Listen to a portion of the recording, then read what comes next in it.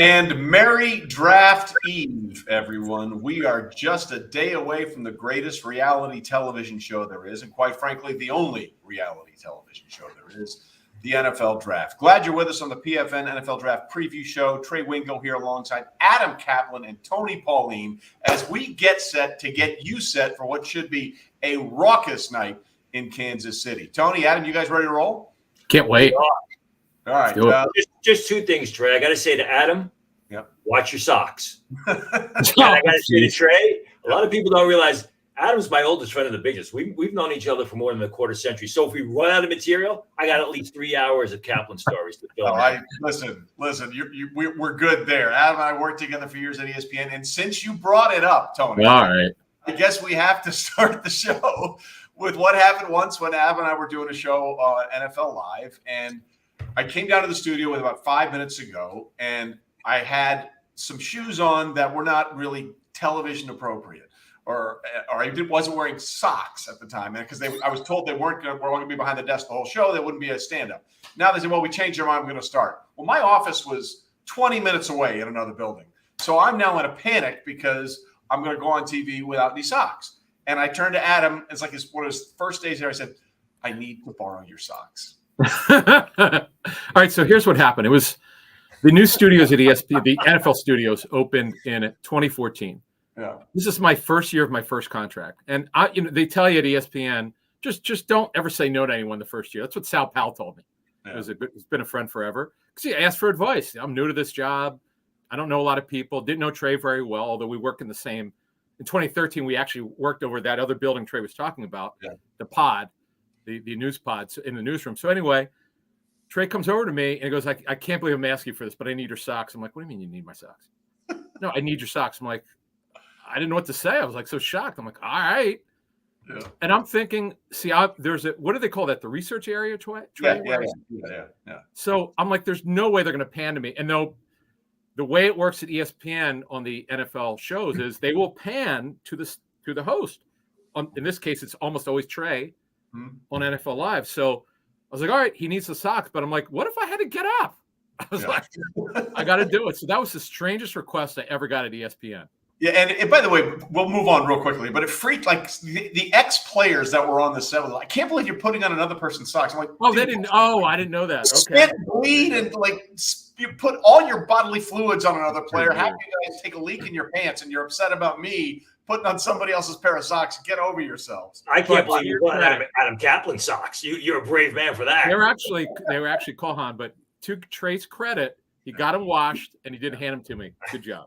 There you go. I did return the socks. And before we get into something besides hosiery tonight, I want to make sure we'd like to invite everyone on the stream to subscribe to YouTube. Also, click the bell to get notified when new content drops. If you have a question for us, we're going to be answering those questions at the end of the live stream tonight. So make sure you put those in the comments and we'll get there. And don't forget, actually, PFN is going to be live right here on YouTube tomorrow evening for round one of the NFL Draft. Starting at 7:45, Tony and Brett Yaros will be there breaking down every pick, giving you the analysis, the information, everything you need to know to make sure you come back tomorrow night and hang out with us as well, right here starting at 7:45.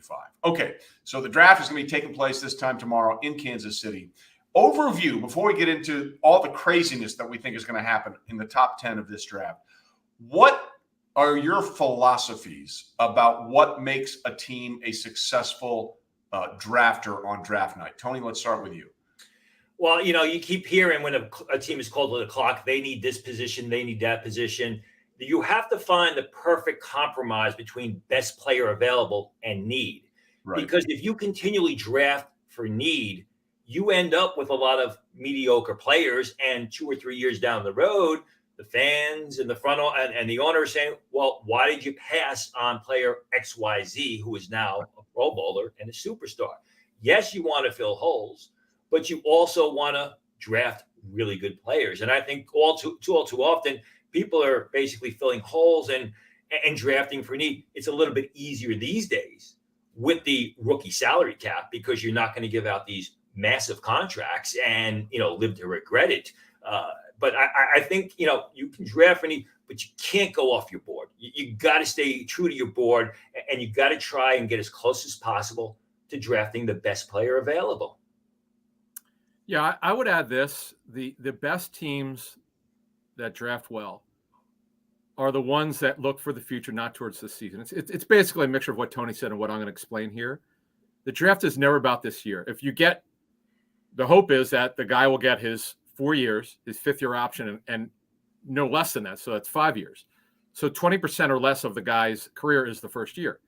So you have to look at, and this is the way teams do it. They look 3 years out. Contract expiration for veterans, injury histories, and you fill it in. You also mix in need. It's the best position at that. You're going to look at it this way. What's the best player at a position of need? That's the big part of it.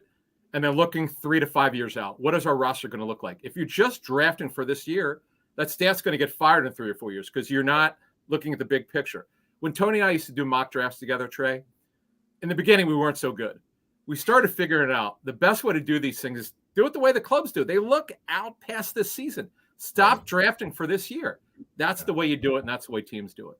Yeah, and the other thing that I think always makes a team a successful drafter is that they understand that they're not picking a player. They have a commodity in the pick, and they want to maximize the value, right? Like when you look at what Chicago did when they had the number 1 pick, they thought they maximized the value of that by getting a certain player for Justin Fields and moving back. That's maximizing the commodity that they had.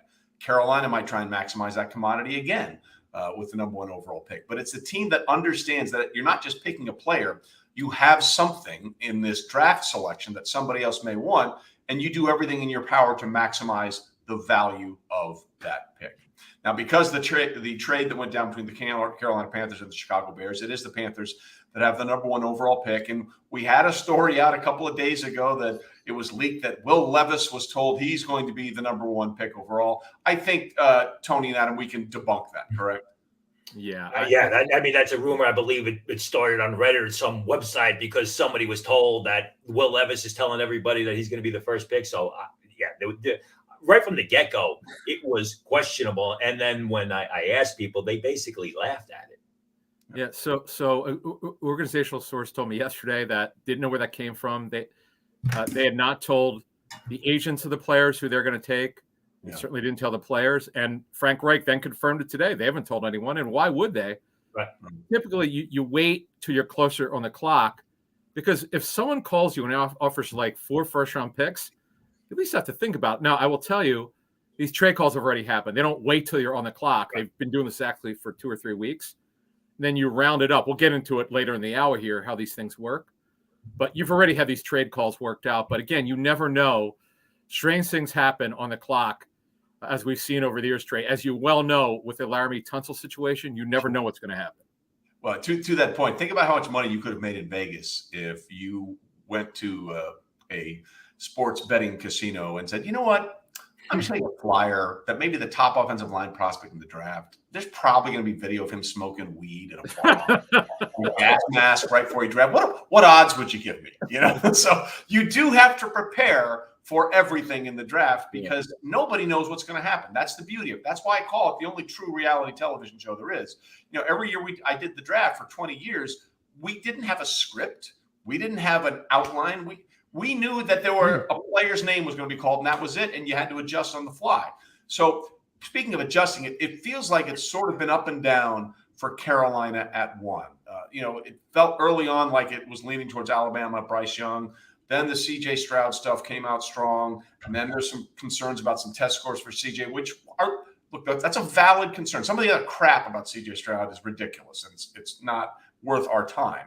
But if there's an evaluative tool that he didn't score well on, that makes people want to look a little further, okay? But it feels like the pendulum, Adam, has swung back to potentially, it looks like, barring something crazy, it will be Bryce Young at Alabama. It would be, as I was telling people privately this week, it would be one of the biggest ruses in my career, 21 years. I just, based on everything I've heard for the last 6 weeks, it just would not be what I've heard. I had a really good source who told me a couple weeks ago, who's got very good connections to the Panthers. There's some of the people he knows there. He goes, it's been Bryce Young for a while. And he said they're okay with his size, which we could discuss here. Yeah. Not every team is, though, by the way. Yeah. Some teams have an issue with his body frame, and he's also not as tall as you would like. But his ability to process is off the hook, and that's not an issue. Yeah. And we've talked about it before, Trey, on the show. I mean, as I said, during those interviews, people were coming out, excuse me, and describing him as a genius. And the same football intellect that we see Bryce Young perform at that level on the field, where he's almost clairvoyant and he knows what's going to happen before it happens. He oozed that in those interviews. And forget about test scores. He just came across as someone who, gets it and knows what's going on and has got a tremendous IQ.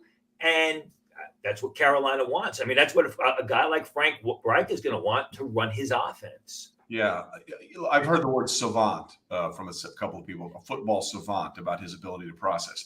But we mentioned the frame, and this is why, if Bryce Young were 6'3", Tony, and 220 pounds, we'd be talking about him the way we talked about Andrew Luck, the way we talked about John Elway, the way we talked about Peyton Manning. That's the kind of guy, Tony, we would be looking at if he wasn't what he is.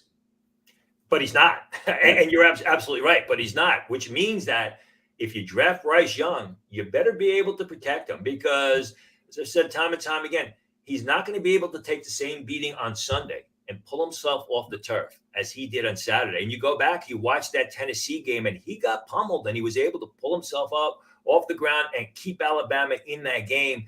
You better be able to have an offensive line that protects him. You better have some specific plays to get the ball the heck out of his hands quickly. And Bryce Young himself is going to have to be mentally sharp every single snap to know not only what's going on, but what he can't see behind him, so he doesn't take that beating. It has to be if it's not a concern, it's got to be a major consideration. Yeah, I would add this, Tony, with this situation, just talking to the Panthers about not only quarterback, but their whole roster. Their roster building last year was about their offensive line, which is one of the worst in football after the 21 season. They got their left tackle, Iguanu. They got Moton's contract extended. They love this kid, Brady Christensen from BYU. They got a steal with Bradley Bozeman. Why he turned down that big deal with the Ravens, I'll never understand. This kid, Austin Corbett, was a nice find for them, unfortunately, towards ACL, but they felt pretty secure with their offensive line. It was about getting the quarterback right. And certainly they had some misses. They feel this kid, Bryce Young, is the next part.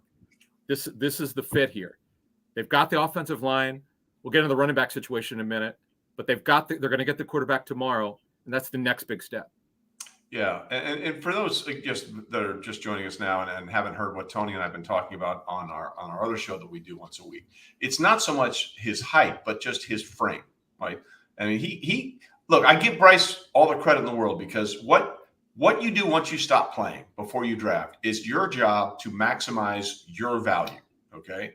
And there's a million ways to do that. And what Bryce Young did was brilliant. He weighed at the combine. Oh, 204, fantastic. Didn't work out. Then he worked out at his pro day. But guess what he didn't do at his pro day? He didn't weigh. So he has manipulated the system to show, see, I can do this. I can beat this number, and I can play like this. But we haven't seen the two combined. If you're the Panthers, even if you're this sold on it at this point, what is your level of, are we one hit? For example, Justin Fields' rookie preseason, there was a blindside hit he never saw coming. And thank God he was 6'4", 220, whatever he was. That was a hit. And I'm concerned if Bryce takes a hit like that, what it might mean for him and the franchise.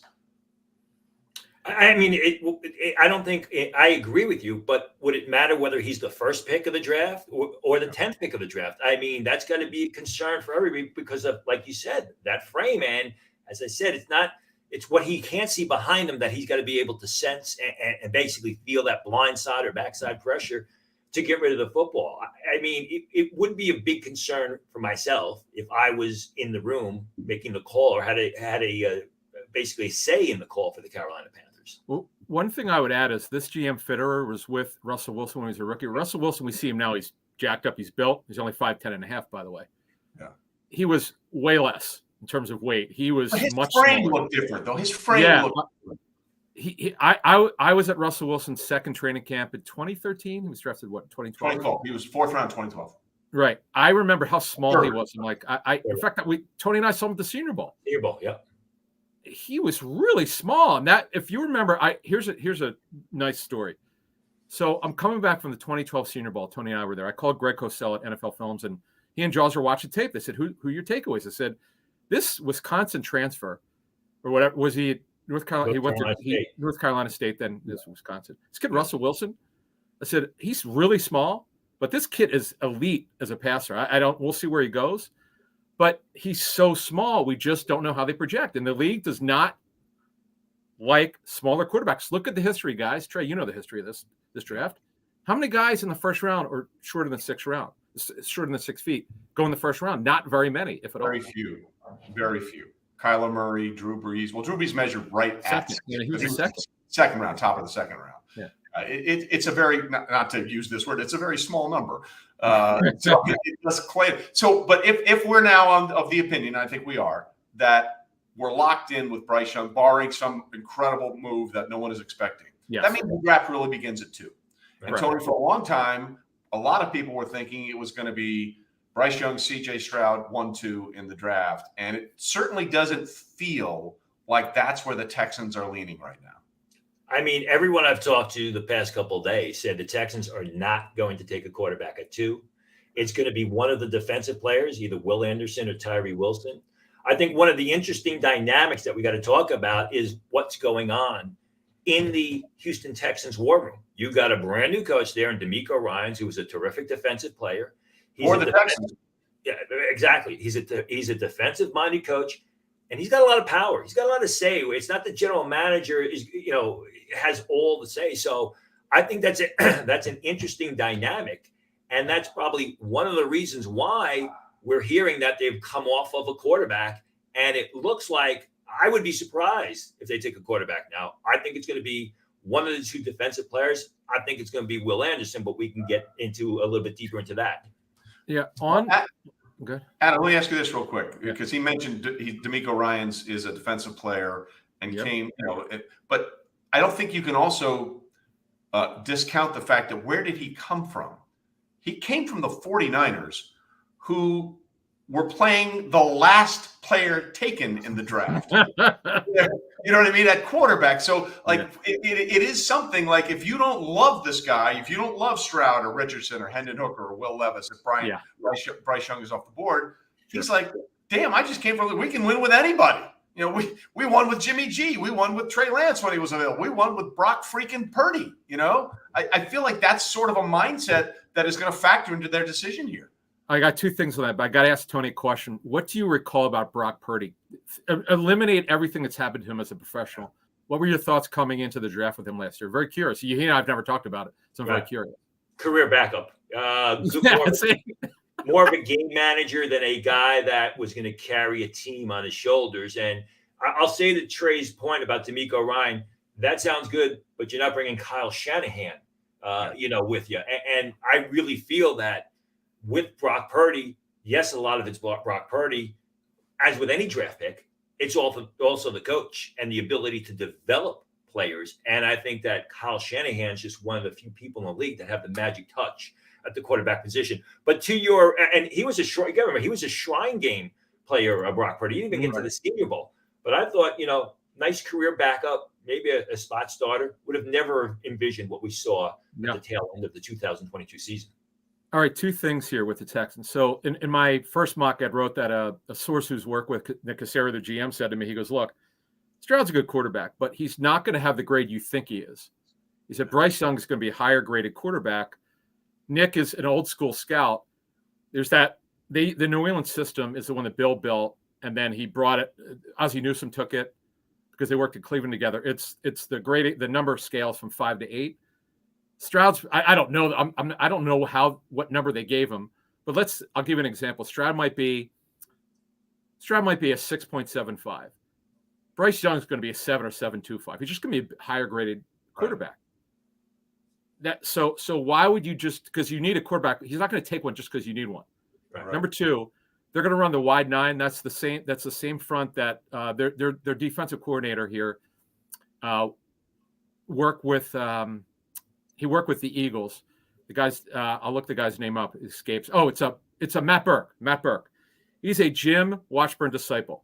Yep. That's the wide 9s when the DNs are outside the tackles. Philadelphia, absolutely. Exactly. Trey, all they do is get upfield. They put up numbers. Tyree Wilson or Will Anderson could be unbelievable in this scheme. You got D'Amico Ryans, a head coach, okay, who comes from the defensive side of the football. Burke is he's been a D-line coach, by the way. Now, you mentioned one thing Tony talked about, bringing the Shanahan system in. Bobby Slowick is a young coach. First time he's calling plays. He actually used to work for PFF, by the way. Yeah. Smart guy. But this is a big time pick for them. When they get their quarterback, whether it's a 2, we don't think it's going to be, or a 12, this is going to be a big challenge for him. For Texan fans, that you're going to have to be patient with this coach. Yeah. By the way, make sure you check out Adam Caplan's last mock draft that just came out. The first 5 in the picks were there, and then wild changes in picks 6 through 10. So if Houston, it looks like they're going to take an edge rusher because of that scheme fit, which makes all the sense in the world, especially with D'Amico there. Then really the quarterback needy teams, if they love somebody, they're jumping in at 3, right? Because the Indianapolis Colts, I think, are dead set on taking a quarterback. And it would be the 5th straight year they'd have a 5th. This will be the 5th straight season they have a 5th different starting quarterback to start the year, if I'm not mistaken. So it's been a turnstile ever since Andrew Luck retired, and it's just been one thing after another. So that's the hot spot in the top 10, right? The 3rd pick of the Arizona Cardinals. Tony, what are you hearing about whether Arizona is open for business, as they said they were earlier when there's 6 teams talking to them, or is it they're sort of locked into what they want to do now? Because they're not taking a quarterback because they're stuck with Kyler Murray's contract, whether they like it or not. Yeah, I think number one, a lot depends on whether or not Will Anderson is available to them, and he falls down to 3. I do hear that it's quite possible that the Cardinals and the Colts flip-flop picks so the Colts can get up there and ensure themselves the quarterback that we'll talk about. I put out a tweet last week, I believe it was on Saturday, that I was told that the Cardinals were looking to trade down. A team wanted to trade up for one of the offensive tackles. That would be Paris Johnson. And I was told, and I posted just on the other day, is that the Arizona Cardinals themselves are looking at hard at taking Paris Johnson, whether it be with the 3rd pick or if, in fact, they do flip-flop picks with the Indianapolis Colts. And that caught a lot of people by surprise. But as I said, you really shouldn't be all that surprised, because while the league is quarterback crazy and the quarterbacks suck all the oxygen out of the room in the media, left tackle has always been a priority position for NFL teams when it comes to the draft. And the new coaching staff in Arizona is saddled with Kyler Murray. That's going to be who the quarterback is. They're paying him a lot of money. And you got to do all you can to make Kyler Murray more effective, including protecting him with a potentially big, athletic, dominant left tackle like Paris Johnson. So do I think that the Cardinals will want to move down? Yes. But I also think that if they don't move down all that much, Paris Johnson's in their plans, definitely in their plans. Well, and the interesting thing there is, Adam, is that there are reports that Kyler Murray has been recruiting the team to take Paris Johnson. And this isn't the first time. A couple of years ago, he tried to get them to take Creed Humphrey, who he knew from his days at Oklahoma, who has been an absolute stud for 2 years at center for the Kansas City Chiefs. And to Tony's point, the offensive line, no fan base gets excited about drafting an offensive lineman. And it's only arguably the second most important position in the game behind quarterback. Look at Super Bowl 55 when the Chiefs went into that game without both their starting tackles. They got destroyed by that Tampa front 7 in that game. So what did Brett Veach and company do? They spent 2 years to rebuild that offensive line. And that offensive line, which has changed again with those tackles leaving this offseason, went up against a 70-sack team in Philadelphia in the Super Bowl and didn't, to quote Kevin Green, piss a drop. They didn't give up a single sack. So that offensive line, nobody likes it. It's not sexy, but it's more important than almost anything.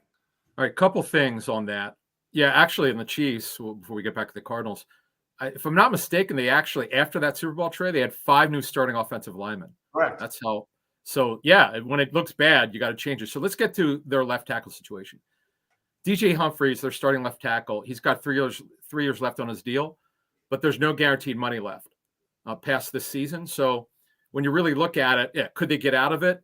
Could they look to get out of it? Sure. And remember, this is a new coaching staff and a new front office. So there's no allegiance to anybody. And as Bill Pauline told us, Trey, at ESPN, I'll never forget this. he goes, sometimes fans, they're asphyxiated on a certain player. But what he did say is, look, it's about getting upgrades. There shouldn't be many sacred cows. If you could get a better player, draft him. Now, obviously, if you have your franchise quarterback, you're probably going to stick with him. But if you could get a better left tackle for the future, and Humphreys, by the way, turns 30 in December, go get it. Yeah, absolutely. So we'll see what Arizona does there. But then we get to Indianapolis. Either they stay at 4 and get the quarterback they need, or maybe, as Tony said, they move up 3 just to get that quarterback. Which, by the way, moving up 1 to get a quarterback, recent history, not so good, because the Bears did that in 2017. Gave up a first-round pick to move up 1 to take one Mitchell Trubisky at 2. And, of course, Hall of Famer Patrick Mahomes went 10th overall when the Chiefs jumped up 17 spots to get him, by the way. And that turned out to be chef's kiss good.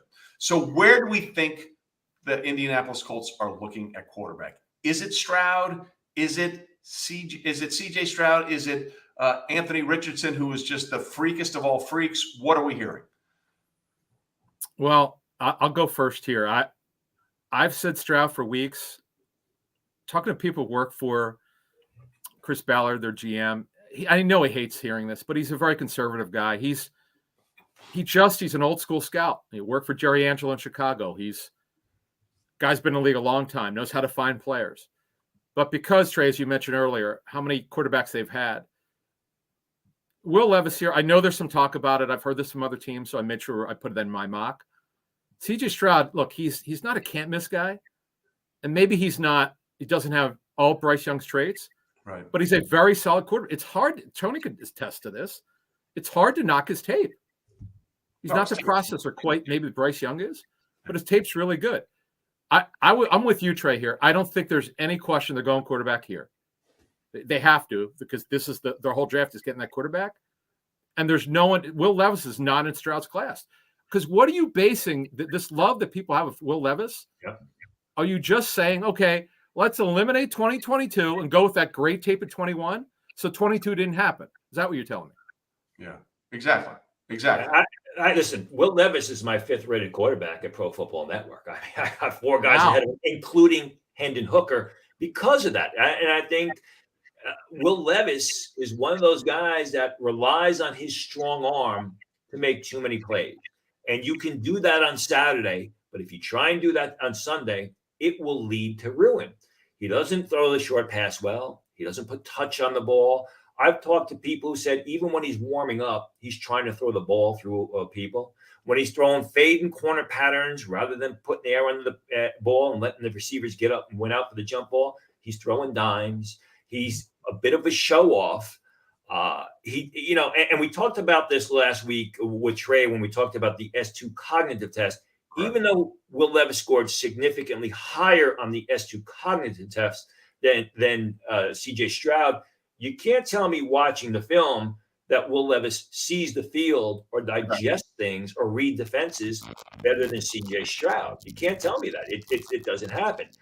I would take CJ Stroud here, but everyone I talk to who are close to the situation, know the situation, and I think CJ Stroud's a better fit for the new head coach. But everyone I've spoken with believe it's going to be Will Levis. So, this could be a turning point if, in fact, they take CJ Stroud when a lot of people think it's going to be Will Levis. Okay, that's fascinating because we might have the possibility of 5 quarterbacks go in the first round here. Yeah. If you bring in Hendon Hooker, who I believe, by the way, I think might be better than all these guys in terms of the entire package.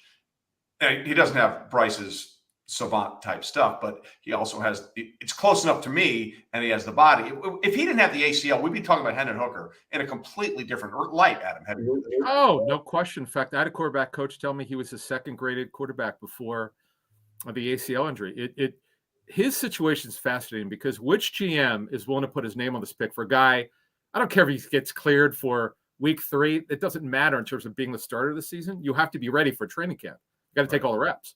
Right. So that's fine if you could play this season, but he has to be your guy this season to be a first-round pick or a high first-round pick. To be later, okay, which GM is going to put his name on it knowing he's not probably going to play this season? And that's why I talked about my first mock.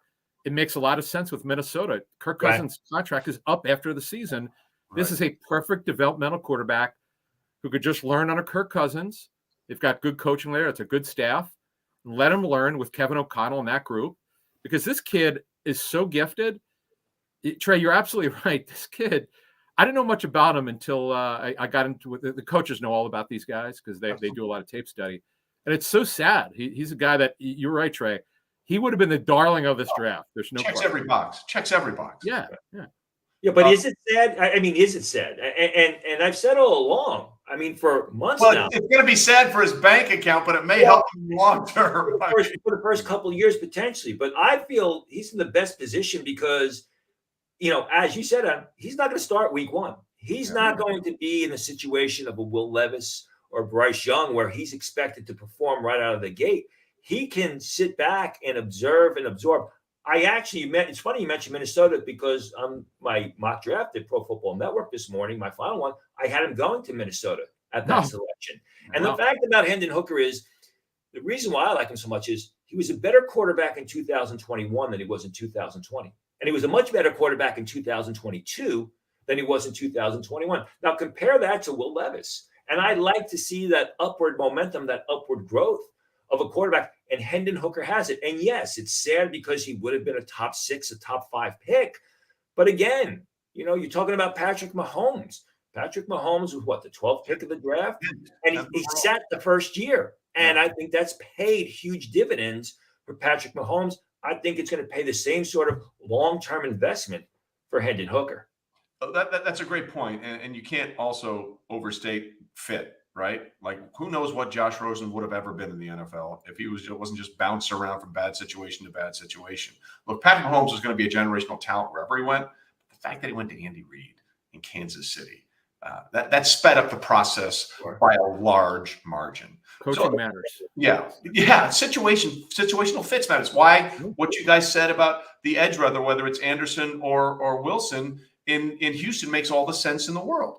So let's deal with the quarterback situation here, because we have a ton of quarterback needy teams and we have a ton of quarterbacks available. And that sounds great, right? Oh, these quarterbacks are here and we have teams that need quarterbacks.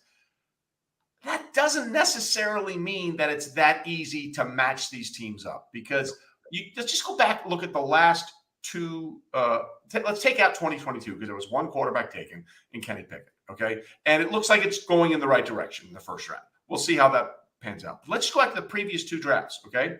2020, Joe Burrow, number 1, home run. Tua Tagovailoa, if he's healthy, home run.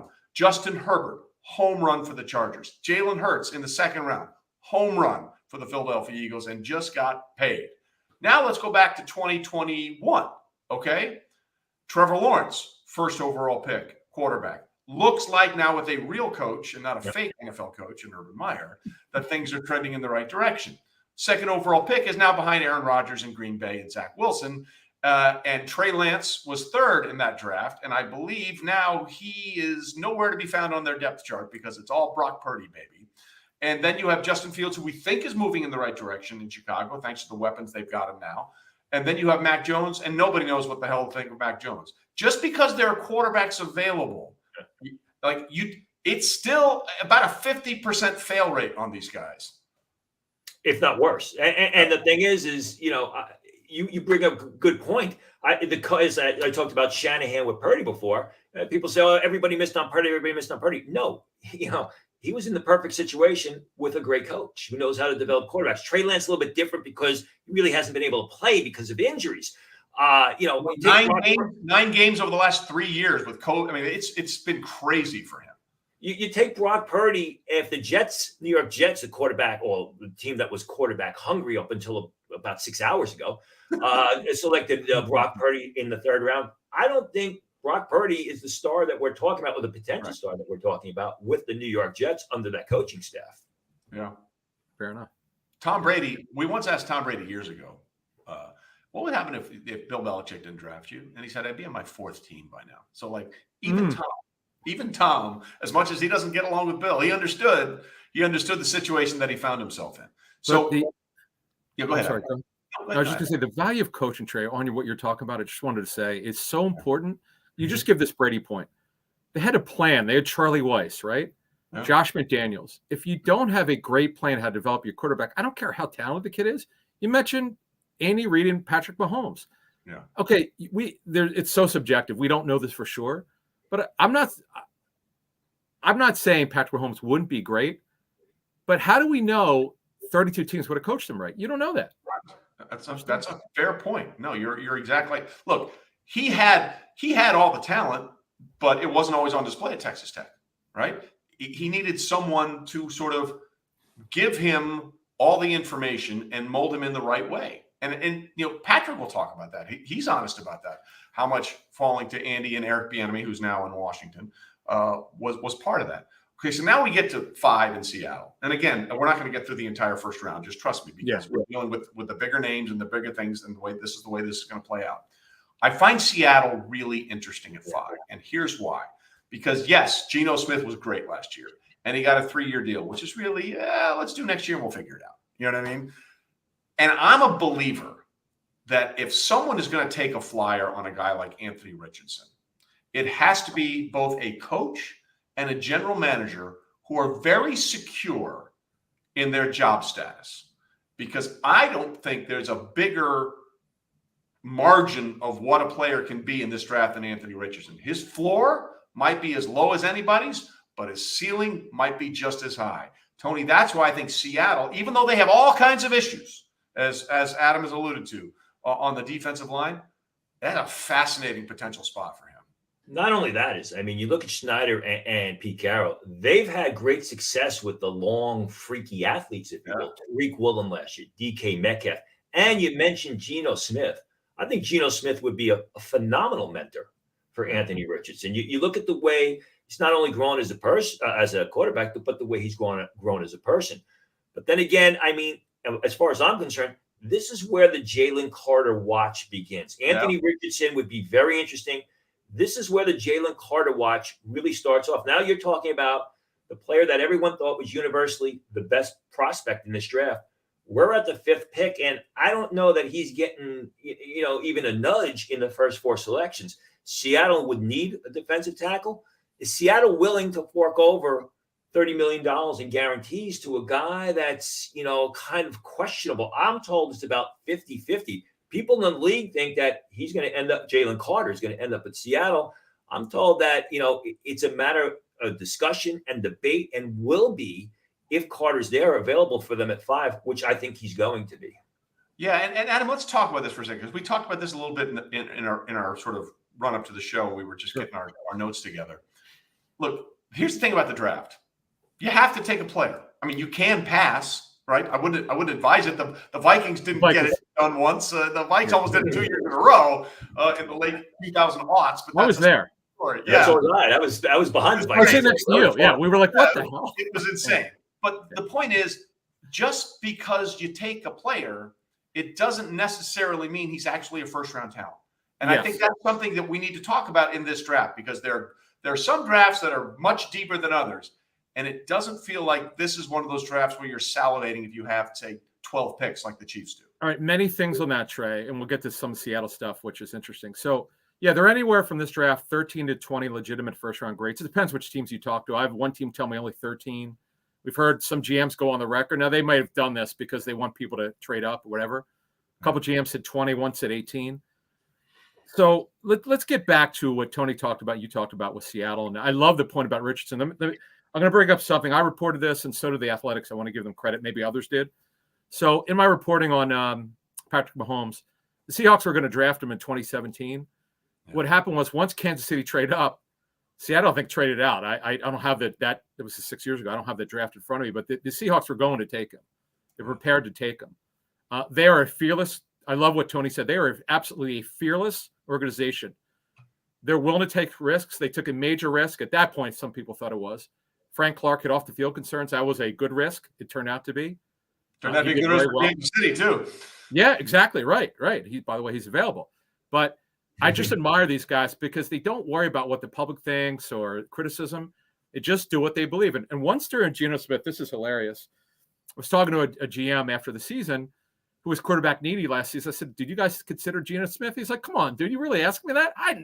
If we thought he was going to be any good, we would have gone after him. He goes, we didn't think much of him. We thought he was a low-end backup. That's how crazy that story was. Yeah, I mean, like I think Gino's first 2 years in the league, he started almost every game, and then got punched in the jaw by a teammate. And I mean, but no, good for him. He was a guy that had to sit in Radio City Music Hall for a long time, playing Words with Friends on his phone, and then he was able to turn it around. So good for him. By the way, please keep those comments coming. In about 7 or 8 minutes, we're going to start taking questions, and we want to hear what you think. But I want to get to some of these last picks in the top 10 because the Lions, I don't know if the news of all the suspensions is going to change what they might do, Tony. Have you heard anything about, because that's also a landing spot for Jalen Carter? Yeah, no, I think they're going to go cornerback. Everything is cornerback. They traded Akuda. People telling me Devin Witherspoon of Illinois is their man, will be the first cornerback. So, again, unless it's a surprise, I think Akuda was a sign of the direction they were going to go. And I've just been able to confirm that or affirm that literally through this afternoon. Okay, so then we get to the Raiders at 7. And they've had, I would say, a really sort of weird offseason. Derek Carr is gone. They bring in Jimmy Garoppolo. They bring in Jacoby Myers, who weirdly had one of the worst plays in the history of the NFL against the Raiders this past season with that ill-advised lateral back to Mac Jones that Chandler Jones walked in for the game-winning touchdown. Still one of the dumbest plays I've ever seen. But they lose Darren Waller, right? So, and they don't, by the way, have anything on the table for Josh Jacobs. So you could say by almost any measurable point, they might be worse right now than they were a year ago in terms of the talent that they have and the talent that they lost. Where do they go at 7, Adam? Yeah, they got to go defense. And just a couple things. They were shopping Waller. I mean, let's make this clear. They were trying to move him.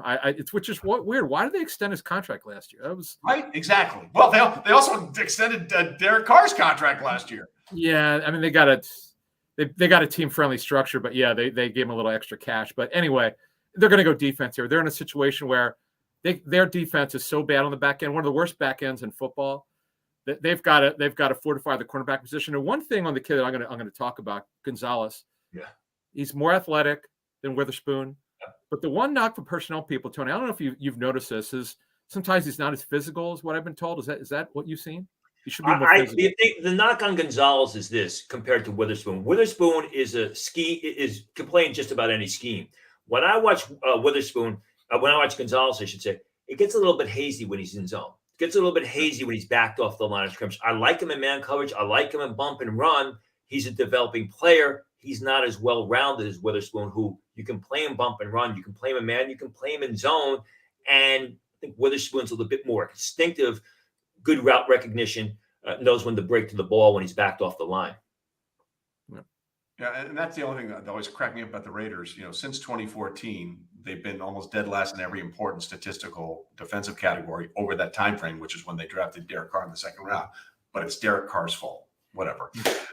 We go to the Falcons. The Falcons at 8. What are you hearing there, Adam? What did you have in your latest mock? By the way, you can check out Tony's mock and Adam's latest mock at Pro Football Network right now. Yeah, I didn't change it. I went with Miles Murphy both times. See, he's a different pass rusher than like Nolan Smith is more of a explosive edge rusher, but he's smaller than you'd like. Miles Murphy is your old school DN, power, explosive, but not the athlete of Nolan Smith. There may be some others. They're another team that has no pass rush like the Bears. They have to address it. Now, one little thing I added, which Tony and I used to do 10 years ago when we do mocks together, I put the other possibilities sort of form in there, little box. This is where the Bijan Robinson talk starts. It does. Interesting. This is a run first head coach. I love Tyler Algier and all that he did. That's fine. Sorry, folks. He's not a transformational running back here. Bijan Robinson is the best back since Christian McCaffrey. There's no debate. He's special. And the other guy that I put in also, take a look at Lucas Van Ness. They run a 34 scheme. He's what we call a multi-line defensive lineman, talking to some defensive line coaches. They love this kid. It doesn't matter that he didn't start. He didn't start because he's not talented. It's Kirk Ferentz and his rules that the underclassmen cannot start. This guy's a stud that fans don't know a lot about. Don't underestimate Lucas Van Ness. I mean, does Jalen Carter factor in here? And what I'm told is no. because they're afraid he'd be too close to his element. I mean, playing college ball and the people he's hung out with, an hour or so away, Fair point. It would make sense in a lot of ways. But I'm told because of that, because Carter would be too close to the element that's caused issues for him, that the Falcons would not draft him at 8. So Jalen, as we said, is one of probably the top 2 or 3 guys available in this draft, right? A lot of people say talent-wise alone, he's number 1. But how far does he fall? Because, Drew Rosenhaus, his agent, said, I'm not even talking to teams outside the top 10, which I thought was kind of dumb, because what if someone wanted to trade up and get you? Like, you bring more customers to the party, man. I'm not telling Drew how to do his job. He's done a really good job for a long time. I just thought that was a little awkward. So what are you hearing about what real concerns people have about Jalen Carter? Because the tape is the tape, and there's no way you don't drool over it. So it's all the other stuff that suddenly is coming to play. Adam, let's start with you. What are you hearing about real concerns? All right. No, by the way, he is the number 1 player for this draft. There are only 2 elite players. He's one of them. It's not just the incident. It's the maturity, the trust. When he gets money, how's he going to handle it? That is the super concern with teams that they have. The talent part is to the side. You don't have to worry about that. And Tony makes a really good point, which I want to mention. This is not only a factor with Carter. Any player who could potentially play in his hometown who has major concerns off the field, teams probably won't even draft these kids, because Bill Pauline told me this. If the guy's a risk in the first round, it doesn't mean all of a sudden he's not a risk because of that in the 5th round. Yeah. So teams have major concerns with him. But as I've learned in 21 years, it takes one team to take a player and take that risk. He's going to go in the first round. Someone will take him. Yeah, and I mean, Adam talked about the trustworthiness, about all the money. That's why I say Seattle is debating what they're going to do with 5. Would they consider taking him, because they're going to have to fork over $30 million in guaranteed money? And what I was told was there's a major concern now that just the look that Jalen Carter walked away from that accident is not what teams want, and that's very concerning. Never mind the fact you talk about the trustworthiness. Obviously, he was reported he was constantly changing his story to police, and that has really got a lot of teams on edge about the future. Never mind the fact he was 9 pounds heavier at the pro day than he was at the combine, and he couldn't finish his workout. And as you mentioned, Trey, another unforced error. And the fact that his agent would not allow him to talk to teams that are outside the top 10. Yeah, I didn't get that at all. Are there teams that have taken him off their board, Tony? I'm sure there are, because of I've not had any team admit to me that they have, but I guarantee you there are teams that have taken him off the board. There are a lot of teams who don't know enough about him. Remember, he's an underclassman, so he didn't get to go to the Senior Bowl, which is one place where they can interview players and really get between their ears. And he's only sat down with a limited number of teams. So I'm sure there are teams that have crossed him off the board. Adam could probably talk to that a little bit more. I'm going to tell you something. There's a reason why it has not gotten out, that teams have not taken him off their board, because they don't want it out. If you're a team that's picking in the top 10 and you're getting calls about teams trading up, and if you think it's for Jalen Carter, I'm going to get a reason why you could tell who it is. Why would you let it out there that you don't want Carter? Correct. Because then that guy could drop. You're devaluing the pick. Of course. Now, here's a really interesting nugget, which a couple GMs gave me over the years. I never heard this before, but I'm sure it goes on with a lot of teams. So there are teams that, let's say you have a trade call. You've already had these the last couple of weeks. So let's say the draft has started and you call a team ahead of you, go, hey, look, we want this pick. But, you're call. Let's say I'm calling Trey. Hey, Trey, we want your pick.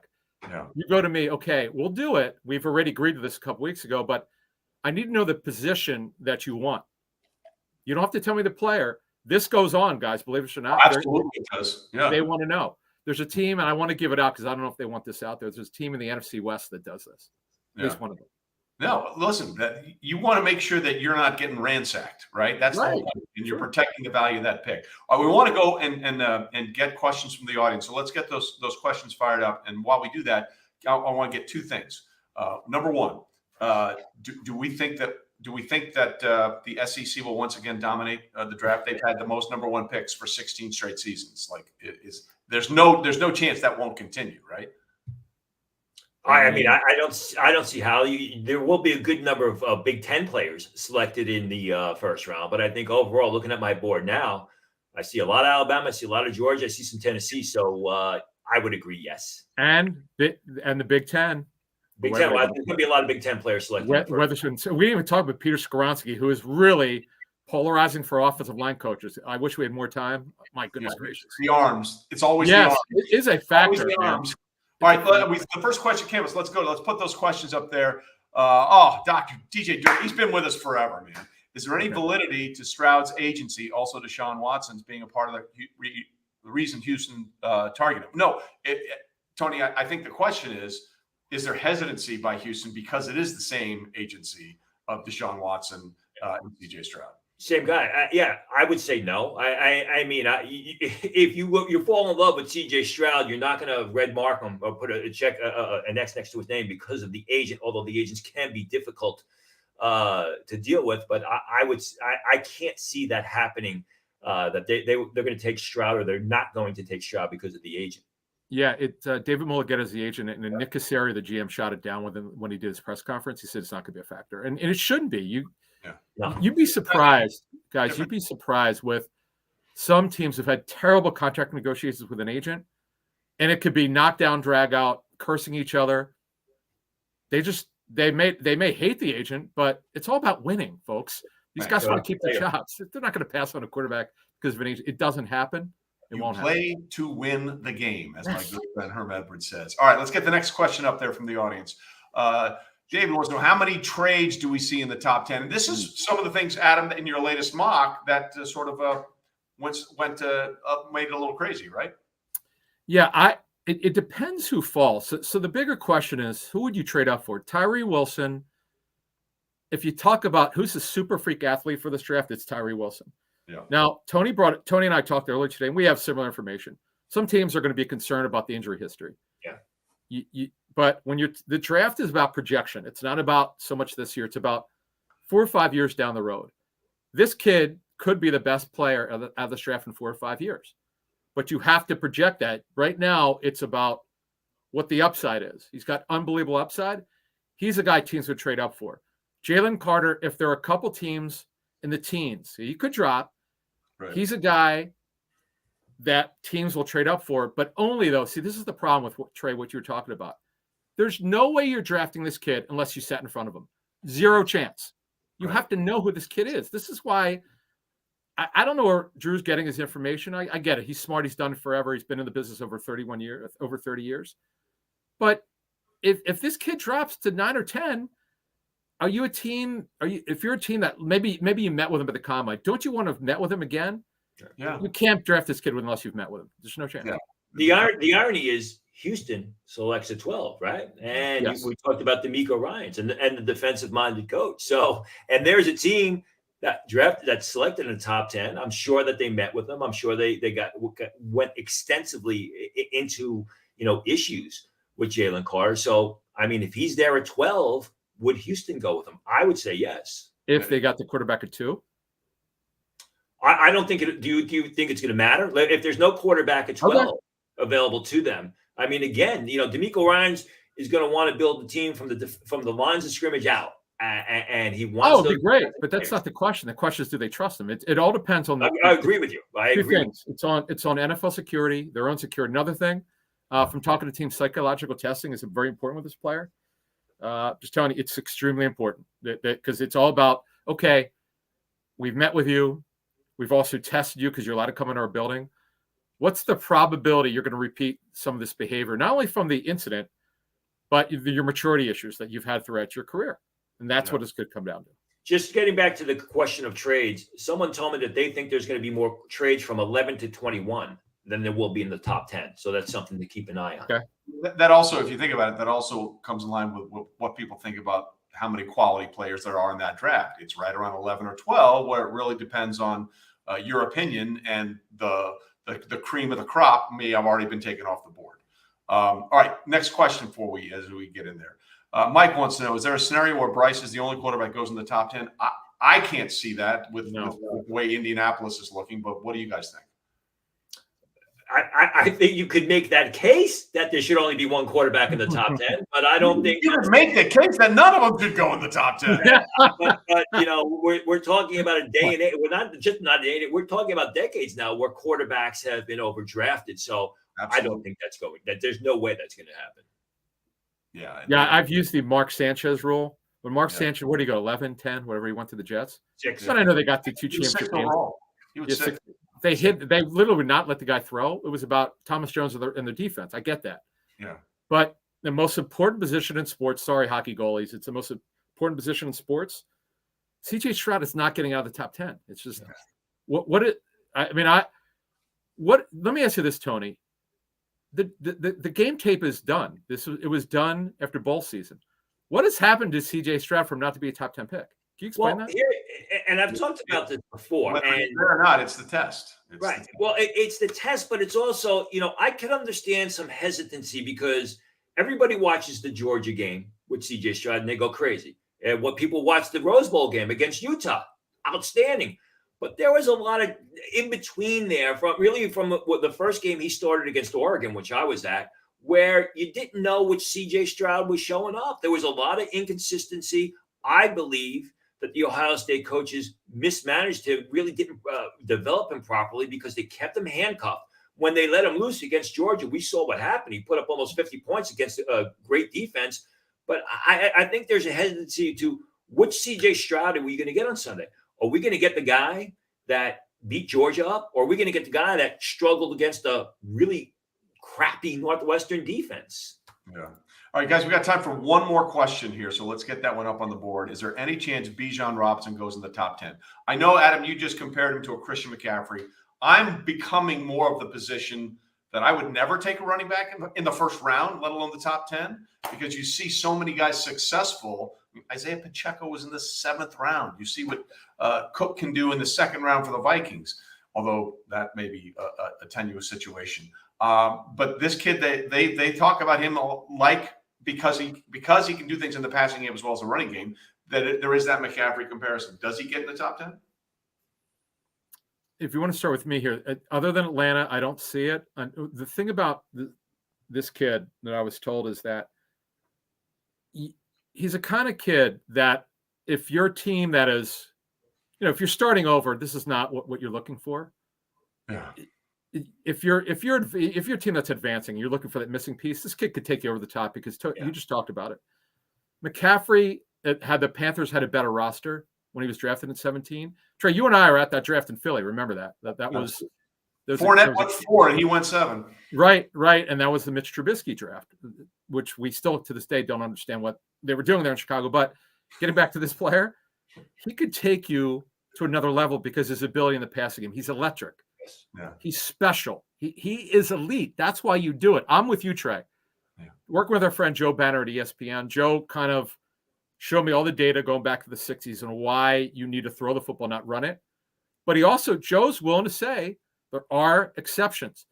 Yeah. Myself and others reported that the Eagles are going to draft McCaffrey in 17. That was their exception because he's so elite and so special.